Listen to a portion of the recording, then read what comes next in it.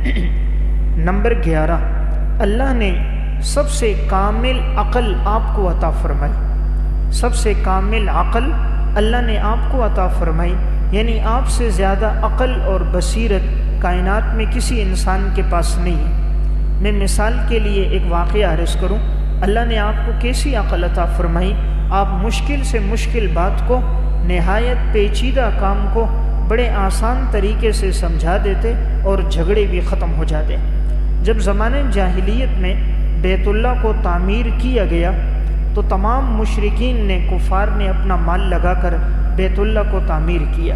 اب جب آخری بات آئی حجر اسود کو نصب کرنے کی تو ہر ایک کی یہ خواہش تھی کہ حجر اسود میں اپنے ہاتھوں سے نصب کروں۔ ایک قبیلے والا کہتا میں کروں گا، دوسرا کہتا میں کروں گا۔ اب ان کے درمیان جھگڑا شروع ہو گیا، کیونکہ یہ پتھر جنت سے آیا اور بڑے اعزاز کی بات تھی جو اس کو نصب کرے۔ تو آخر اس پہ فیصلہ ہوا، کل کے دن جو سب سے پہلے بیت اللہ میں داخل ہوگا وہ ہمارا فیصلہ کرے گا۔ حسن اتفاق کل کے دن سب سے پہلے جو بیت اللہ میں داخل ہوئے وہ رسول اللہ صلی اللہ علیہ وسلم تھے۔ آپ صلی اللہ علیہ وسلم نے، انہوں نے کہا اس طرح ہمارا جھگڑا ہے، آپ فیصلہ فرمائیں۔ آپ نے فرمایا چادر لاؤ، چادر لائی گئی، آپ نے چادر پر حجر اسود کو رکھا، فرمایا ہر قبیلے کا آدمی چادر کو ایک کونے سے پکڑے۔ تو جو قبیلے کے سردار تھے انہوں نے ایک ایک کونے سے پکڑا، تو گویا سب نے حجر اسود کو اٹھا لیا، سب لے کر بیت اللہ کے قریب گئے۔ آپ نے پھر اپنے ہاتھوں سے بیت اللہ میں نصب کیا۔ تو دیکھیں جھگڑا تھا، لیکن آپ کی عقل اور بصیرت، فہم و فراست، آپ کے اس ایک فیصلے سے جھگڑا ختم ہو گیا۔ آپ کے سمجھانے کا انداز کیسا ہوتا تھا؟ مسند احمد کی روایت، ایک نوجوان ایمان لے کر آیا لیکن اس کی زندگی میں ایک گناہ تھا۔ حضور کے پاس آ کر اجازت طلب کر رہا ہے کہ یا رسول اللہ مجھے گناہ کی، معاذ اللہ زنا کی اجازت دیں۔ آپ نے اسے اپنے قریب کیا۔ آج اگر کوئی کسی کے پاس آئے اور کہیں مجھے گناہ کی اجازت دو، لوگ اس کو مجلس سے نکال دیں گے، برا بھلا کہیں گے، لان تان کریں گے، لیکن آپ نے قریب بلا کر پیار سے سمجھایا۔ فرمایا تم اگر یہ برداشت کرتے ہو تمہاری خالہ کے ساتھ کوئی آدمی ایسی حرکت کرے، اس نے کہا میں ہرگز نہیں کرتا۔ آپ نے فرمایا تم یہ گوارا کرو گے تمہاری پھوپھی کے ساتھ کوئی زنا کرے، اس نے کہا ہرگز نہیں۔ آپ نے فرمایا تم یہ برداشت کرو گے کوئی تمہاری بیٹی کے ساتھ کرے، کہا ہرگز نہیں۔ فرمایا تم یہ گوارا کرو گے تمہاری بہن کے ساتھ کوئی کرے، کہا ہرگز نہیں۔ کہا یہ گوارا کرو گے تمہاری بیوی کے ساتھ کوئی کرے، اس نے کہا ہرگز نہیں۔ فرمایا گوارا کرو گے تمہاری ماں کے ساتھ کوئی کرے، اس نے کہا یا رسول اللہ میرے ماں باپ آپ پر قربان، ہرگز نہیں۔ آپ نے فرمایا تم بھی اگر کسی کے پاس جاؤ گے، وہ کسی کی بیٹی ہوگی یا بیوی ہوگی یا ماں ہوگی یا بہن ہوگی یا خالہ ہوگی یا پھوپھی ہوگی، آپ نے اس طرح جب سمجھایا اس کو بات سمجھ آئی۔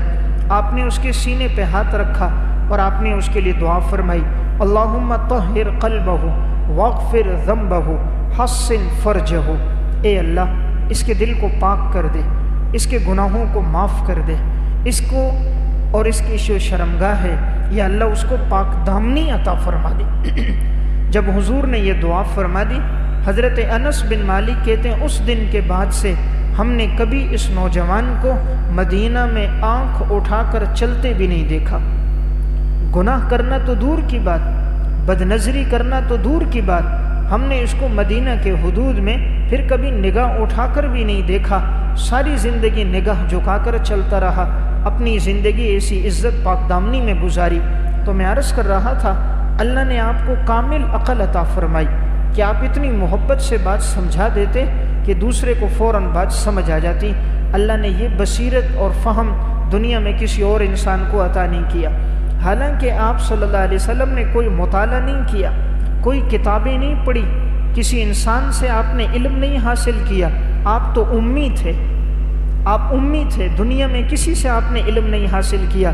اللہ نے براہ راست آپ کو علم عطا فرمایا۔ اس میں خصوصیت یہ تھی آپ دنیا میں کسی سے پڑھتے تو اگر شاگرد میں کوئی کمال ہو تو لوگ استاد کی طرف منسوب کرتے ہیں، ان کے استاذ میں کمال تھا، استاذ ان کا ماہر ہے، بڑا عالم ہے، اس لیے شاگرد بھی باکمال ہے۔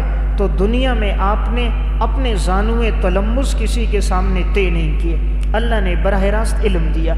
اللہ نے والدین کا سایہ بھی بچپن میں اٹھا دیا، دنیا میں آئے نہیں، والد دنیا سے چلے گئے، 6 سال کی عمر میں والدہ چلی گئیں، 8 سال میں دادا چلے گئے۔ یہ بھی اس طرف اشارہ تھا کہ اگر بچے میں کوئی کمال ہو تو لوگ کہتے ہیں ماں باپ کی تربیت ہے، ماں باپ کی وجہ سے بیٹے میں یہ صفات آئیں، اللہ نے سارے واسطے اٹھا کر براہ راست خود آپ کی تربیت فرمائی اور علم و کمالات کے سمندر آپ کے سینے میں موجزن فرما دیے، فصاحت اور بلاغت کے جملے آپ کی زبان سے جاری کر دیے، ایسے فصیح کلمات کہ جن کی تشریح اور معانی محدثین لکھتے رہے صفحے در صفحے بھر گئے، لیکن ان کی وضاحت مکمل نہ ہوئی۔ تو اللہ تعالیٰ نے آپ کو اس طرح کامل ذہانت اور فطانت عطا فرمائی۔ نمبر 12، آپ کی آمد سے شیاطین اور جنات کا آسمان پر جانا بند ہو گیا۔ آپ صلی اللہ علیہ وسلم کے آنے سے پہلے شیاطین اور جنات یہ آسمانوں پر جاتے تھے اور وہاں کی کوئی بات چھپکے سے سن لیتے تھے۔ جب فرشتوں کو کوئی حکم ہوتا پھر وہ فرشتے نیچے والوں کو بتاتے، وہ دوسروں کو بتاتے، تو یہ سرکش شیاطین جنات آسمانوں کے قریب جا کر تھوڑی سی کوئی بات سن لیتے، پھر مزید باتیں اپنی طرف سے لگا لیتے اور آ کر کاہنوں کو، جادوگروں کو بتاتے۔ اب اس میں 99 باتیں تو جھوٹ ہوتی، ایک بات بیچ میں سچی ہوتی تو وہ ٹھیک نکل آتی۔ لوگ کہتے دیکھو فلاں کاہن نے بتایا، فلاں نجومی نے بتایا۔ تو جب آپ کی آمد ہوئی اللہ نے اس کو بند کر دیا، اب کوئی بھی جن، کوئی بھی شیطان آسمانوں پر نہیں جا سکتا اور وہاں کی خبریں نہیں لا سکتا، وہاں کی باتیں نہیں لا سکتا۔ اگر کوئی جائے بھی تو اللہ نے ان کے لیے شہاب ثاقب کو رکھا، یعنی ستاروں کو مقرر کر دیا۔ اگر کوئی جائے تو فوراً ستارہ اس کے پیچھے لگتا ہے اور اس کے جسم کو جلسا کے رکھ دیتا ہے، اس کا جسم جل جاتا ہے۔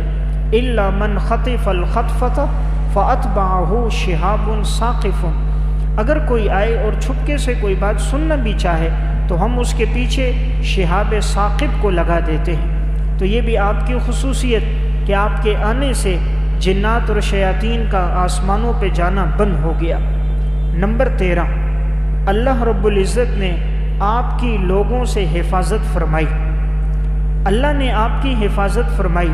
قرآن کریم میں اللہ تعالیٰ نے فرمایا ہم نے جو آپ کو شریعت دی ہیں، احکامات دیے ہیں، آپ لوگوں کے سامنے بیان کریں، کوئی آپ کو تکلیف نہیں پہنچا سکتا، آپ کا رب آپ کی حفاظت کرے گا۔ سورہ مائدہ میں فرمایا یا ایھا الرسول بلغ ما انزل الیک من ربک، اے رسول آپ تبلیغ کیجئے اس کی جو نازل کیا گیا آپ کی طرف آپ کے رب کی جانب سے۔ وَإِن لَّمْ تَفْعَلْ فَمَا بَلَّغْتَ رِسَالَتَهُ، اگر آپ نے اس طرح نہیں کیا تو گویا آپ نے رسالت کے پیغام کو نہیں پہنچایا۔ وَاللَّهُ يَعْصِمُكَ مِنَ النَّاسِ، اور اللہ آپ کی حفاظت کرے گا لوگوں سے۔ ان اللہ لا يهدي القوم الكافرین، اور یقیناً اللہ کافر قوم کی رہنمائی نہیں کرتا۔ دیکھیں اس آیت میں فرمایا آپ شریعت کے احکامات کو پہنچاؤ، اللہ آپ کی حفاظت کرے گا۔ تو جب بھی یہودیوں نے کوئی سازش کی آپ کو نقصان پہنچانے کی، اللہ نے وحی کے ذریعے آپ کو بتلا دیا۔ ایک مرتبہ رسول اللہ صلی اللہ علیہ وسلم کو یہودی لے کر گئے اور ایک دیوار کے قریب بٹھایا۔ انہوں نے سازش کی کہ ہم اوپر سے بھاری پتھر پھینک دیں گے، آپ پر گرے گا معاذ اللہ، آپ کی شہادت ہو جائے گی۔ جیسے آپ وہاں پہنچے تو وحی کے ذریعے آپ کو پتہ چل گیا، آپ فوراً اٹھ گئے اور آپ کو کوئی نقصان نہیں ہوا۔ یہودی عورت نے خیبر کے موقع پر بکری کے گوشت میں زہر ڈال دیا، اور جب آپ کے سامنے کھانا رکھا گیا کہ معاذ اللہ یہ پیغمبر کھائے گا اور مر جائے گا، آپ لقمہ لینے لگے تو گوشت کی بوٹی سے آواز آئی کہ میرے اندر زہر ملا دیا گیا ہے، آپ مجھے استعمال نہ کریں۔ آپ صلی اللہ علیہ وسلم نے نہیں کھایا۔ تو یہ آپ کا معجزہ، واللہ یعصمک من الناس، اللہ نے لوگوں سے آپ کی ہمیشہ حفاظت فرمائی۔ حالانکہ آپ کے ساتھ ہر وقت ہر لمحے کوئی محافظین کا اتنا بڑا دستہ نہیں ہوتا تھا کہ ہر وقت آپ کے ساتھ اتنے محافظ ہوں، لیکن آپ کے ساتھ اللہ کی فرشتوں کی حفاظت ہوتی۔ یہودی جو جان کے دشمن، مشرکین مکہ جان کے دشمن، لیکن آپ کو کوئی نقصان نہیں پہنچا سکتے تھے۔ تو اللہ نے آپ کی ہر موقع پر حفاظت فرمائی۔ اس آیت سے یہ بات بھی معلوم ہوئی کہ جب انسان تبلیغ کرتا ہے، دین کا کام آگے پہنچاتا ہے، اللہ اس کی ضروریات کو بھی پورا کرتا ہے، اللہ اس کی حفاظت بھی کرتا ہے، اور رب العالمین اس کے لیے خزانے غیب سے رزق کے اسباب بھی پیدا فرما دیتا ہے۔ یہاں حفاظت کو تبلیغ کے ساتھ جوڑ کر بیان کیا گیا کہ یا ایھا الرسول بلغ ما انزل الیک من ربک، آپ دین کی بات کو پہنچائیں، اللہ حفاظت کرے گا۔ تو جب انسان مخلص ہو کر دین کی خدمت کرتا ہے تو رب العالمین ضروریات کو بھی پورا فرما دیتا ہے، انسان کی بھی حفاظت کرتا ہے۔ احفظ اللہ یحفظک، احفظ اللہ تجدہ تجاہک، تم اللہ کے دین کی حفاظت کرو، اللہ تمہاری حفاظت کرے گا۔ تم اللہ کے دین کی حفاظت کرو، تم اللہ کو ہمیشہ اپنے سامنے پاؤ گے۔ ایک تو ہے وقت مقرر، جب انسان کی موت کا وقت مقرر ہو پھر تو وہ موت تو آنی ہے۔ موت کا جب وقت آتا ہے لا یستأخرون منہ ساعۃ ولا یستقدمون، اس میں تو ایک سیکنڈ تاخیر بھی نہیں، ایک سیکنڈ تقدیم بھی نہیں۔ وہ تو اللہ تعالیٰ بسا اوقات شہادت کا درجہ دینا چاہتا ہے تو دشمن کے ہاتھوں آدمی شہید ہو جاتا ہے، تو یہ بھی اللہ کے ہاں اس کے لیے بہت بڑی عزت ہوتی ہے، ورنہ اللہ دشمنوں کے شر سے اس کی حفاظت فرماتا ہے۔ نمبر 14، واقع معراج اور عالم بالا کی سیر کروائی۔ آپ صلی اللہ علیہ وسلم کی بڑی خصوصیت، اللہ تعالیٰ نے آپ کو واقع معراج کروایا اور اللہ نے آسمانوں کی سیر کروائی، جنت اور جہنم کے آپ کو مناظر دکھائے، یہ آپ کی خصوصیت ہے۔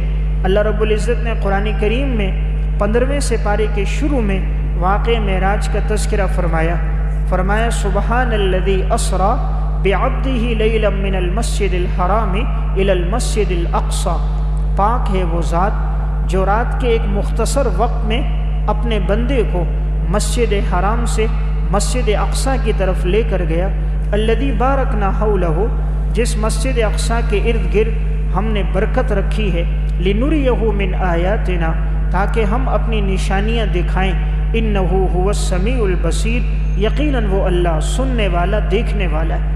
تو آپ کی خصوصیت، اللہ نے آپ کو واقع معراج کروایا۔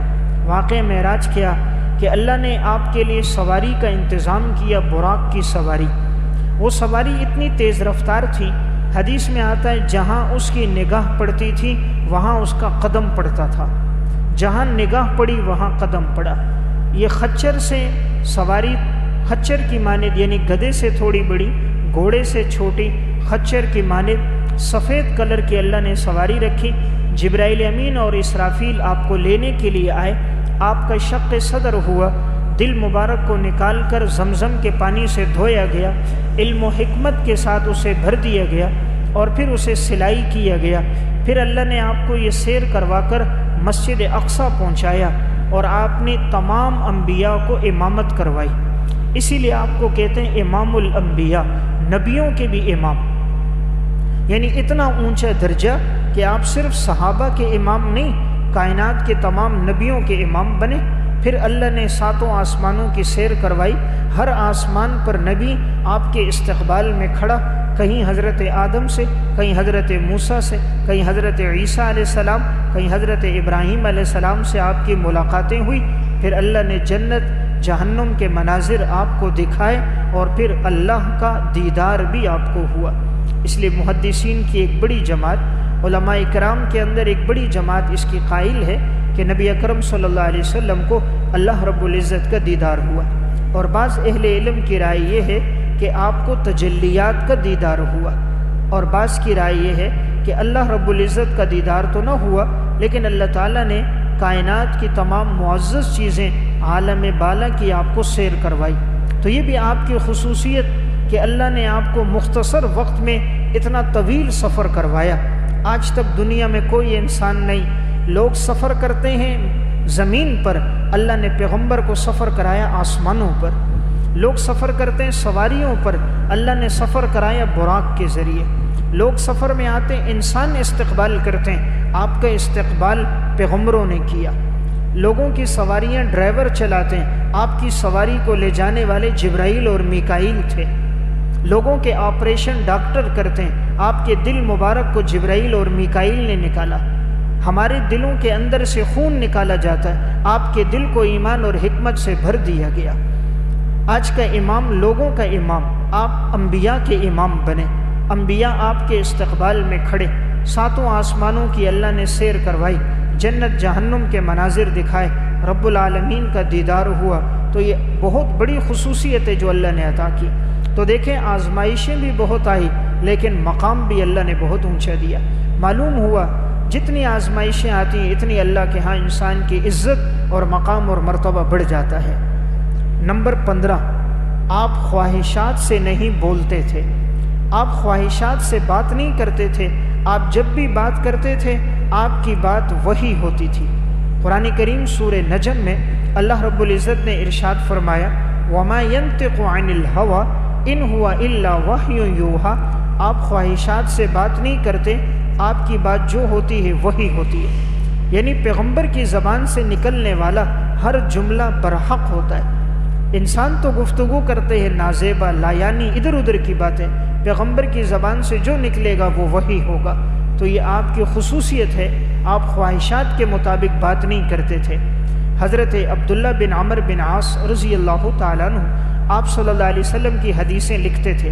سنن ابی داؤد میں کتاب العلم باب کتابت العلم میں واقعہ، کسی نے ان سے کہا کہ آپ رسول اللہ صلی اللہ علیہ وسلم کی ہر بات لکھتے ہیں، حضور تو بشر ہیں، یعنی کبھی غصے میں بھی ہوتے ہیں کبھی عام حالات میں بھی ہوتے ہیں، مطلب تھا کہ ہر بات مت لکھو۔ تو وہ صحابی حضور کے پاس آئے، یا رسول اللہ اس طرح فلاں شخص کہہ رہا ہے، حضور بشر ہیں تو کبھی غصے میں بھی ہوتے ہیں، آپ ہر بات نہ لکھو۔ آپ صلی اللہ علیہ وسلم نے اپنی زبان اقدس کی طرف اشارہ کیا، زبان مبارک کو پکڑا اور فرمایا اللہ کی قسم اس زبان سے حق کے علاوہ کچھ بھی صادر نہیں ہوتا، اس زبان سے جو نکلتا ہے وہ حق ہی ہوتا ہے، حق کے علاوہ اس زبان سے کچھ نہیں نکلتا۔ مقصد تھا تم میری ہر بات کو لکھو، میری ہر بات جو بھی ہے پیغمبر کی بات وہی ہے۔ تو بہرحال آپ کی خصوصیت، آپ خواہشات سے نہیں بولتے تھے،